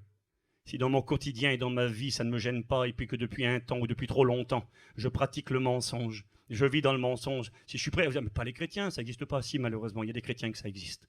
Et si tel est le cas, ce soir, le Seigneur te dit, je t'aime, je suis ton Dieu. Et aujourd'hui, il faut choisir vraiment qui tu veux servir. Je ne veux pas d'une petite pièce. Soit tu me donnes tout, c'est peut-être pas grand-chose que tu vas donner, mais tu me donnes tout ou tu me donnes rien. Il faut à un moment donné écouter ce que je vous dis, passer à l'action. Il faut arrêter de... Je ne dis pas que c'est le cas, attention, mais il faut arrêter des fois pour nos vies d'essayer de se flatter, de s'arranger. Oh, j'aime bien Jésus. Mais Jésus, il n'en a rien à faire de ton j'aime bien. Jésus veut que tu l'aimes de tout ton cœur, de toute ta force et de toute ton âme. Apocalypse 22, verset 15. Je vais arrêter sur ce personnage. Apocalypse 22, verset 15. Il est écrit ceci. Dehors, les chiens, les magiciens, les débauchés, les meurtriers, les idolâtres et quiconque aime et pratique le mensonge. Donc à un moment donné, il faut dire, Seigneur, je crois que ça ne peut plus le faire, ça. Mais comment je vais faire alors? T'es gentil, toi, Steve. Tu connais pas ma vie. J'ai un foyer, j'ai une femme, j'ai des enfants à nourrir, moi.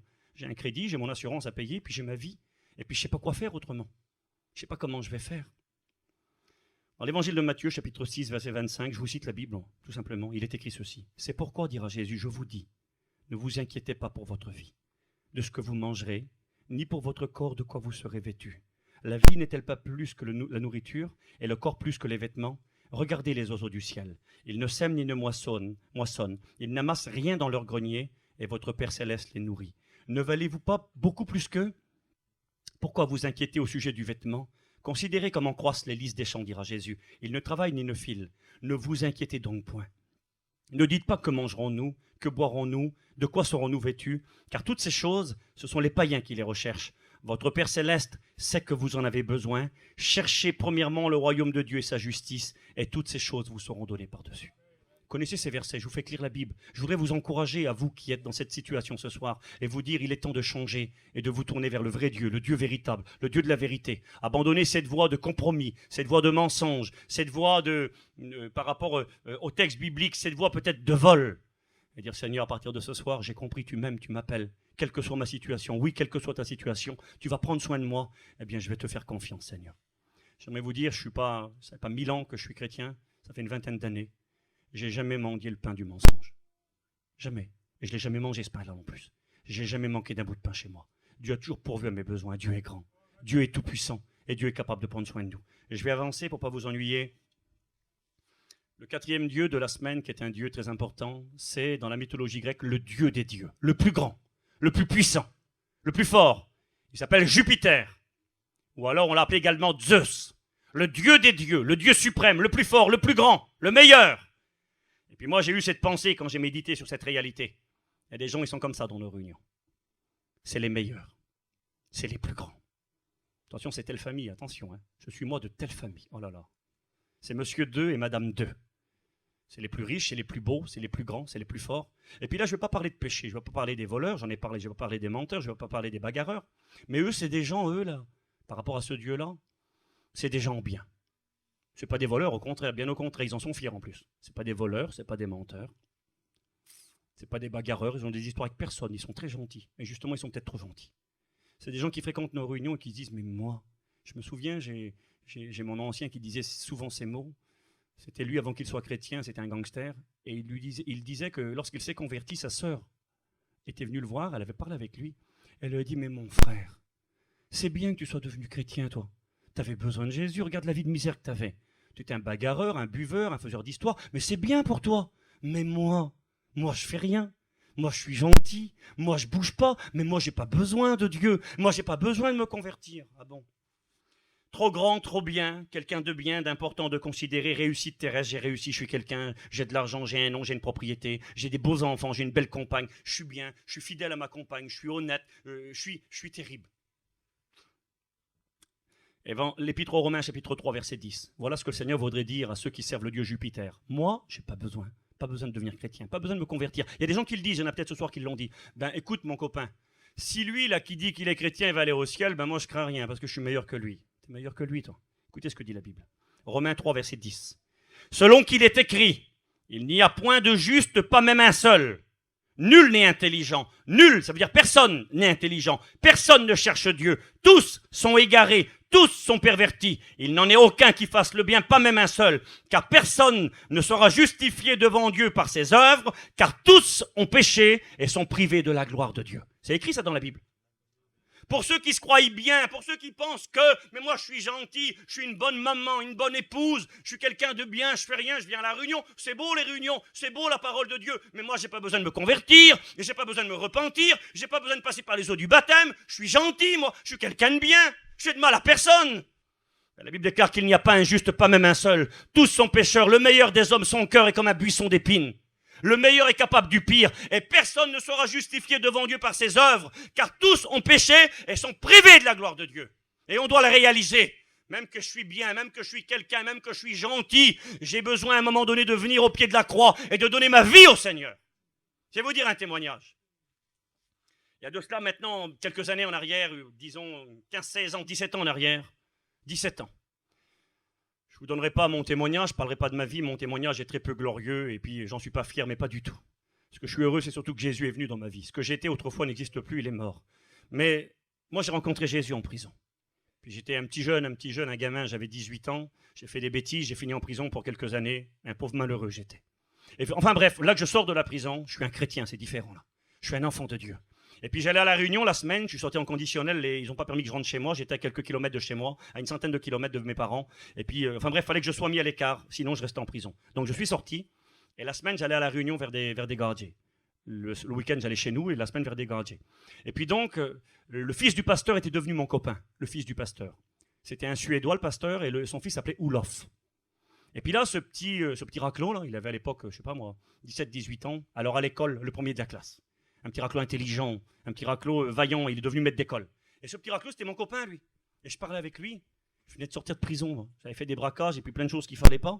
Et lui, là, c'est le fils du pasteur, c'est le meilleur de sa classe. Et il n'a jamais de chourave un caramba, jamais. Je parle avec lui, moi. Il me regarde tout triste un soir. On parle ensemble, mais il me regarde tout triste.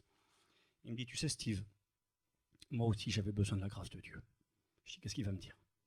Écoutez ce que je vais vous dire, ça vous fait rigoler, mais combien que c'est vrai. Il m'a dit, tu sais, tu crois peut-être que moi, j'ai pas besoin du Seigneur, tu sais. Mais je vais te dire quelque chose. Il dit, t'as vu, il dit un jour à l'école, il dit, j'étais en classe, et puis il y avait quelque chose que je ne savais pas. Il dit, j'ai triché sur mon copain à côté de moi. Puis il me regarde, le petit raclot, je venais de sortir de prison, moi, braquage. J'avais pris 7 ans. C'est rien. Il avait triché sur le copain à l'école, lui. Il me dit, puis j'ai triché sur mon copain à l'école. Mais quand il m'a dit ça, le petit raclot, il fallait le voir. Il me l'a dit avec une tristesse pas normale. Il réalisait, vous savez ce que ça voulait dire pour lui? Ça voulait dire pour lui, je suis un menteur. J'ai fait croire que c'était de moi, mais ce n'était pas moi. Je suis un menteur, Steve. J'ai péché contre Dieu. Vous savez, quand le Saint-Esprit vient dans un cœur et dans une vie, quand on le laisse venir, on peut être le meilleur. On peut être sur Thérèse, si vous voulez. Et quand Jésus vient nous éclairer, on pleure abondamment. Parce qu'on comprend qu'en réalité, on est sale, on est perdu, on est vide, et on a besoin de la grâce de Dieu. Je passe celui-ci. J'ai noté les versets, mais ce n'est pas grave. Je vais finir parce que je n'ai pas envie de vous embêter trop longuement. J'avais des versets à vous dire. Je suis riche, je me suis enrichi, j'ai besoin de rien. Je suis quelqu'un de bien, besoin de rien. Je suis un bon, je suis bien. Oui, d'accord. Parce que tu dis justement, je suis riche, je me suis enrichi, j'ai besoin de rien. Parce que tu ne sais pas que tu es malheureux, misérable, pauvre, aveugle et nu. C'est comme ça que Dieu te voit. Toi, tu le vois bien, mais sans Dieu, sans Jésus, sans le pardon divin, sans la réconciliation avec Dieu, eh bien laisse-moi te dire que c'est comme ça que Dieu te voit. Toi, tu dis, moi, je suis bien, je suis gentil, je suis mignon, j'ai une moralité, j'ai même peut-être une religion. Je suis riche, je me suis enrichi, j'ai besoin de rien. Parce que tu ne sais pas que tu es malheureux, misérable, pauvre, aveugle et nu. Je te conseille, dira le Seigneur, d'acheter de moi de l'or éprouvé par le feu, et puis de prendre de ma part des vêtements que moi seul je peux te donner, le pardon de nos péchés. Donc je vais avancer. J'avais des choses à vous dire là encore, mais je vais avancer pour venir vite. Le jeune homme riche qui vient devant le Seigneur, c'est un gars terrible. Il va dire, moi depuis que je suis tout petit, moi j'ai honoré mon père, j'ai jamais volé, j'ai pas menti, j'ai pratiqué la parole de Dieu depuis que je suis tout petit. Il est dit que Jésus l'aima. Jésus le regarda, puis il l'aime, le Seigneur. Mais quand Jésus va parler avec cet homme, il va lui dire, écoute, tu as observé la parole de Dieu, tu crois que tu mérites le ciel? Ben oui, moi je mérite le ciel. J'ai fait que du bien toute ma vie. Et Jésus connaissait à lui son point faible, il connaissait son secret. Il savait que son Dieu à lui, c'était Mammon, le Dieu de l'argent. Et il va lui dire, bon, tu aimes Dieu, tu es prêt pour le ciel, tu mérites le ciel? Ben oui, moi je mérite le ciel, regarde, j'ai toujours fait le bien. D'accord. Le Seigneur dit, ben écoute, donc tu vas aller au ciel. Voilà ce qu'il faut faire. Tu vas vendre tous tes biens. Jésus ne demande pas à tout le monde ça. Mais il voulait faire comprendre à ce petit garçon qui était devant lui, à ce jeune qui était devant lui, il voulait lui faire comprendre qu'avec toute sa justice, en réalité, lui, il avait une faille. Sa faille à lui, c'était l'argent. Et il aimait l'argent passionnément. Jésus lui dit, écoute, va, vends tout ce que tu as et donne-le aux pauvres. Et tu vas me suivre, et là, mon ami, tu auras la vie éternelle. Et en un instant, il est écrit, le petit jeune homme qui se croyait terrible, qui croyait mériter le ciel avec sa justice et ses œuvres, il est écrit qu'il va regarder le Seigneur et qu'il va repartir tout triste. Il n'a pas dit oui, Jésus. Vous savez, s'il aurait dit oui à Jésus à ce moment-là, je pense, moi, s'il aurait dit oui, Jésus, d'accord, je vais le faire. Jésus lui aurait dit, écoute, c'est bon, arrête. C'est ce que je voulais entendre de ta bouche. Ça veut dire que tu m'aimes plus que ton argent. Garde ton argent, j'en ai pas besoin de tes sous. Viens et suis-moi, tu vas être sauvé. Mais Jésus lui a montré son problème à lui. Je vais vous dire que tous, on branche d'une manière ou d'une autre, et on a besoin de passer à la croix et d'être pardonné par le Seigneur. Donc je vais passer, j'avais des notes, mais je n'aime pas vous embêter plus. Il y a un Dieu qui est terrible. Écoutez bien. Un Dieu dont on ne parle pas beaucoup dans nos réunions, parce qu'on veut être correct, parce qu'on ne veut pas être déplacé. Mais vous savez, quand le péché prend sa place, lui, il n'est pas déplacé.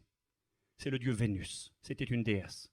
Vénus ou Aphrodite, la déesse de l'amour. Que c'est beau l'amour. La déesse de l'amour.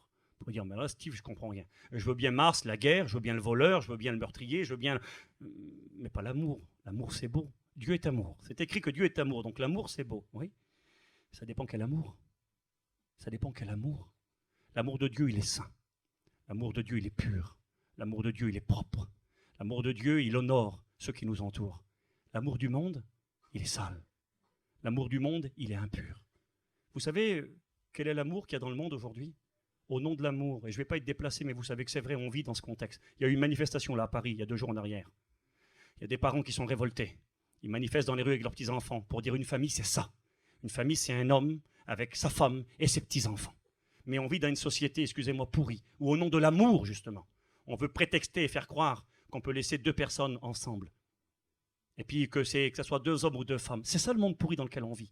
C'est ça, et ils te le disent au nom de l'amour, attention. Au nom de l'amour, au nom de la tolérance, au nom du respect. Ça, c'est l'amour, mais c'est l'amour du monde. C'est l'amour sale, c'est l'amour impur. Mais écoute Steve, nous on n'est pas comme ça ici. Attention, je ne dis pas que vous êtes comme ça ici. Mais je sais que dans certaines familles, dans certaines personnes, eh bien, il y a des situations qui déplaisent à Dieu. La fidélité déplaît beaucoup à Dieu. C'est écrit, tu ne commettras pas de mensonges, etc. Tu ne commettras pas d'adultère. Et ça existe. Il y a de l'immoralité, il y a des choses pas belles qui existent. Quand on ouvre ses oreilles, quand on apprend parfois ce qui peut arriver dans le monde, évidemment, c'est une horreur. Les divorces, divorce sur divorce. Et puis c'est rien, et puis c'est pas grave. Et je me marie, et je me remarie. Et puis ça devient tellement banal qu'on ne fait plus aucun cas. Autrefois, par le passé, je ne suis pas un vieux, moi, mais j'ai écouté, puis je sais. Autrefois, par le passé, une fille, elle était mariée, c'était à la mort. Elle voulait quitter son mari, revenir vers les parents. Les parents, écoute, tu reprends ton mari, ma petite, t'es mariée maintenant. Bah t'assumes, tu retournes chez ton mari. Ah, mais maintenant, c'est les parents qui vont chercher la fille. Moi, je reprends ma petite, moi.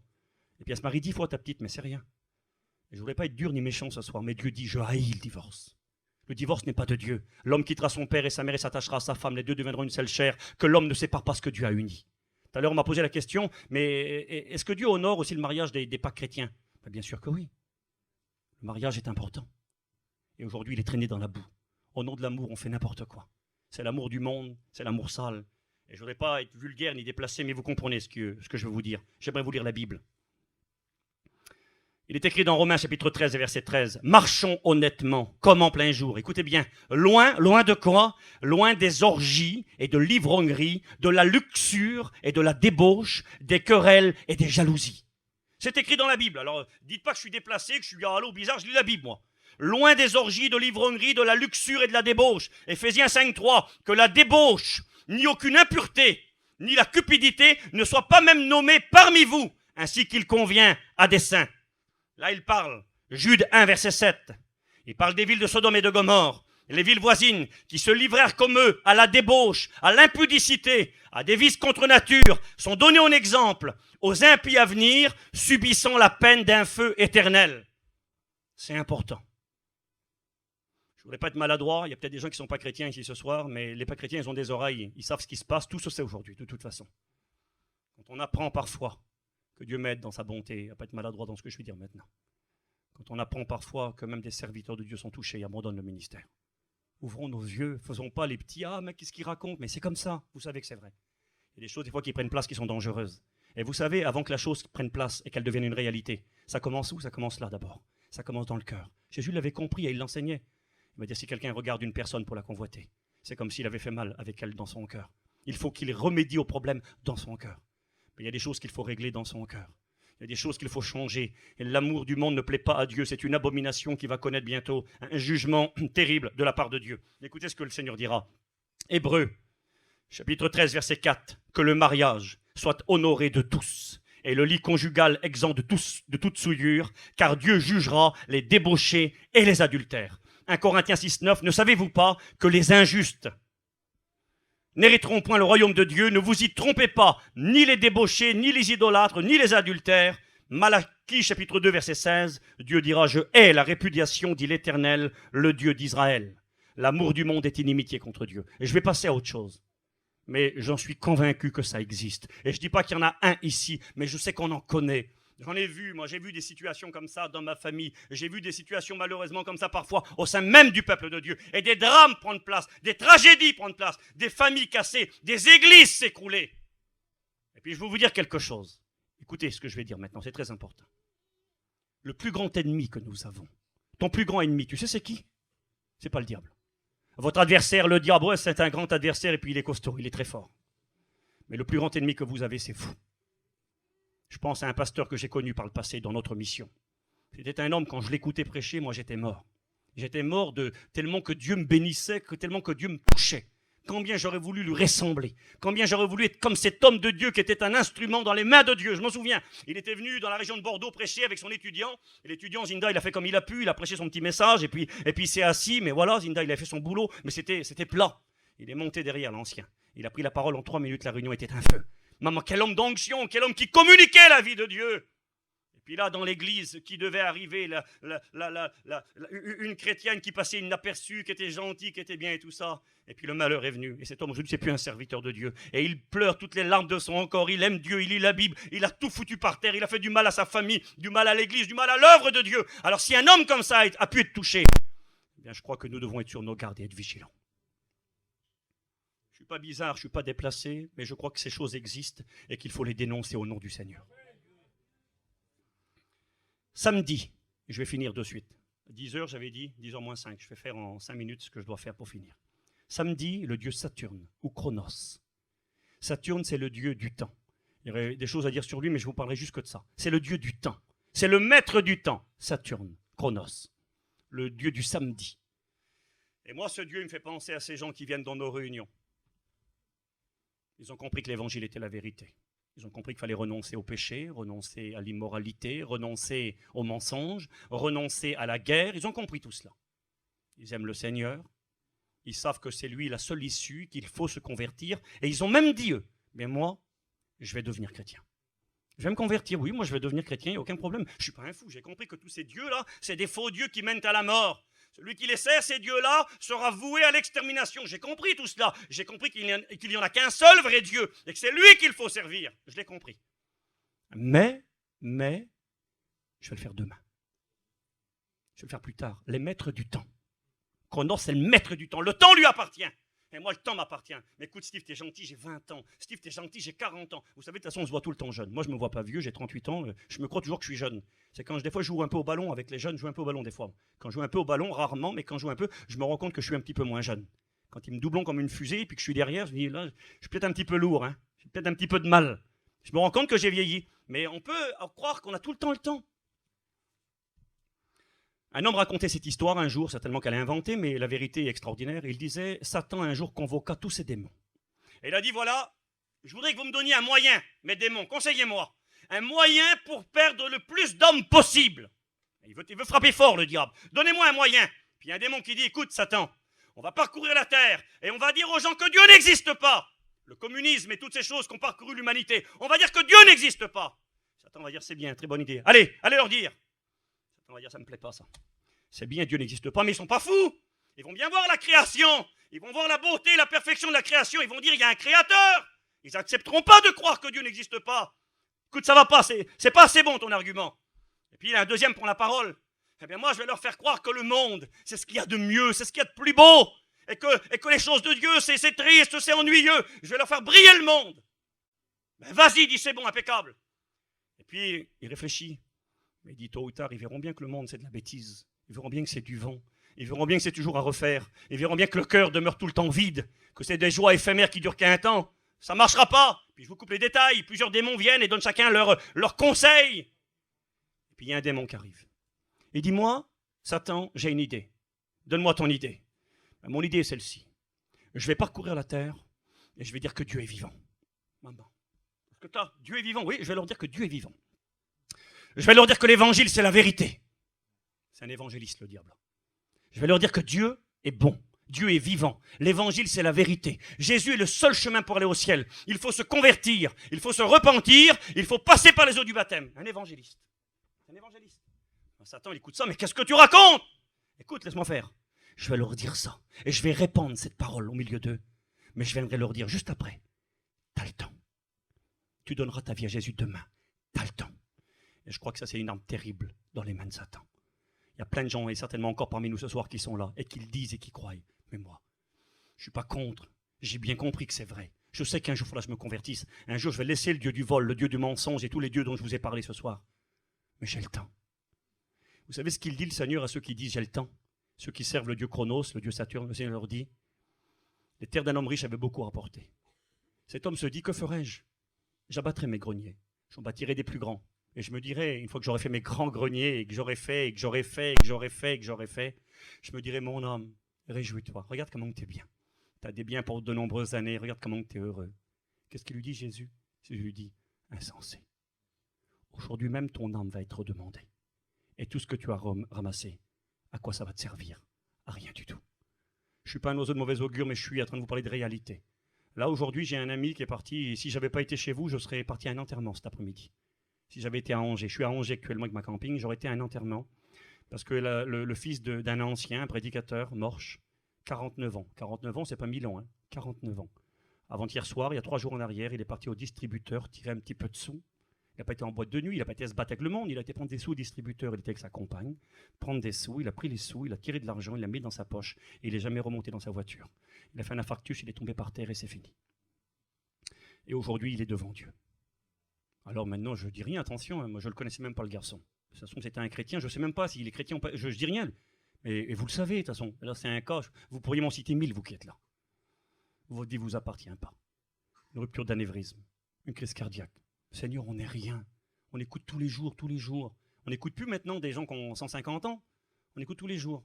32 ans, 34 ans, 25 ans. Pas possible, qu'est-ce qui s'est passé?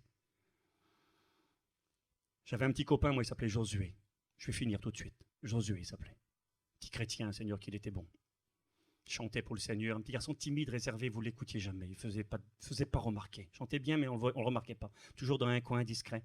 Il venait souvent vers moi prendre mon petit, pour prendre mon petit. Mon petit, il a 5 ans, il était tout bébé. Puis il allait promener mon petit, un garçon gentil, un bon chrétien. On n'écoutait jamais parler de lui. Il est allé à la Réunion. Il y avait une mission, après les missions, sur Saumur, là-bas. Il est allé à la Réunion le soir, et les frères l'ont appelé. Josué vient dire un petit mot de témoignage, ou chanter un cantique, il s'est levé. 22 ans. Il est venu chanter son petit cantique, ou dire son petit mot de témoignage. Il est retourné s'asseoir sur sa chaise, et sa tête est partie sur le côté. Et là, ils ont vu, vite, panique dans la Réunion, arrêt, appeler les pompiers, tout ça. Puis le petit Josué, aujourd'hui, il est dans la gloire de Dieu, il est avec le Seigneur. Un chrétien, oui, moi je ne suis pas à l'abri, moi qui vous prêche ce soir, j'en suis conscient. Mais la différence entre moi qui suis chrétien et vous, peut-être qui ne l'êtes pas encore. Moi je sais où je vais. Je ne sais pas à quel âge je vais partir, ce soir, dans 10 ans, dans 50 ans, si le Seigneur tarde, je ne sais pas. Mais réalisez que vous n'êtes rien. Vous êtes une vapeur qui paraît pour un temps. Le Dieu du temps, ce n'est pas toi. Le temps, tu ne le maîtrises pas, le temps n'est pas dans tes mains. Et le Seigneur te dit ce soir, jusqu'à quand? Jusqu'à quand résisteras-tu? Ce soir, ne dis pas demain, ne dis pas j'aime le Seigneur, dis ce soir, je vais te donner ma vie. Je vais finir maintenant. Le dernier jour, c'est le plus beau des jours. Le dernier jour, c'était le Dieu Soleil autrefois, dimanche. Aujourd'hui, ça a changé. Dies Dominos, le jour du Seigneur. Qui est Jésus pour toi? Quel est ton Dieu? Au début, je vous ai posé la question. C'est écrit dans la Bible, ce verset, tu n'auras pas d'autre Dieu devant ma face. Quel est ton Dieu? Je vais finir tout de suite. Thomas va comprendre. Il ne comprend pas, il a des doutes que Jésus est ressuscité, mais quand Jésus vient devant lui, il se met à genoux et il dit, mon Seigneur et mon Dieu. Et ça serait tellement beau ce soir si tu pourrais dire à ta place, j'ai compris ta parole. Seigneur, moi je ne veux plus servir le Dieu de la colère, de la haine, de la vengeance. Je ne veux pas être un chrétien indécis. Je ne veux pas jouer au chrétien. Je ne veux pas porter un masque. Je ne veux plus servir la lune, me laisser influencer, être chrétien, plus chrétien, partager. Je ne veux plus jouer avec toi. Je ne veux pas jouer un rôle. Je veux te donner toute ma vie. Je vais arrêter de servir le Dieu de la guerre et de la haine. À partir de ce soir, Seigneur, je prends la décision et je pardonne. Tu vas me donner la force, Seigneur, d'aimer, de supporter, de pardonner. Tu vas me rendre capable. C'est fini la colère, c'est fini la haine. Abandonne la colère, abandonne la méchanceté, dira le Seigneur. Parce que les méchants auront une fin terrible. Et moi, je veux pas cette fin pour ma vie. Seigneur, je vais te faire confiance à partir de ce soir. J'arrête de servir le Dieu du mensonge, le Dieu du vol, le Dieu peut-être même pour certains, le Dieu de l'impureté, le Dieu de l'amour du monde qui te déplaît. Mais j'ai choisi à partir de ce soir, j'ai compris que je n'ai pas le temps. J'ai compris que je dois te donner ma vie. Et pour toi qui es chrétien, j'ai compris, Seigneur, ce soir, qu'il y a des choses que je dois mettre en règle dans ma vie. Thomas dira, tu es mon Seigneur, tu es mon Dieu. Je vais finir maintenant un verset ou deux. 1 Thessaloniciens, chapitre 1er, verset 9. Paul dira, car on raconte à notre sujet quel accès nous avons eu auprès de vous. Et comment quoi? Comment vous vous êtes convertis à Dieu. J'ai marqué au vrai. En abandonnant les idoles. Il faut les abandonner pour servir le Dieu vivant et vrai et pour attendre des cieux son Fils Jésus qu'il a ressuscité d'entre les morts. Voilà, j'aurais eu des choses encore à vous dire que j'ai notées sur ma petite feuille là. Dimanche, c'est le jour où Jésus est ressuscité. C'est le jour où il nous a donné les moyens d'obtenir la vie nouvelle. Le moyen de nous éloigner de ces faux dieux qui nous menaient à notre perte. C'est ce jour où le Dieu véritable s'est manifesté pour venir naître dans notre cœur. J'aimerais qu'on puisse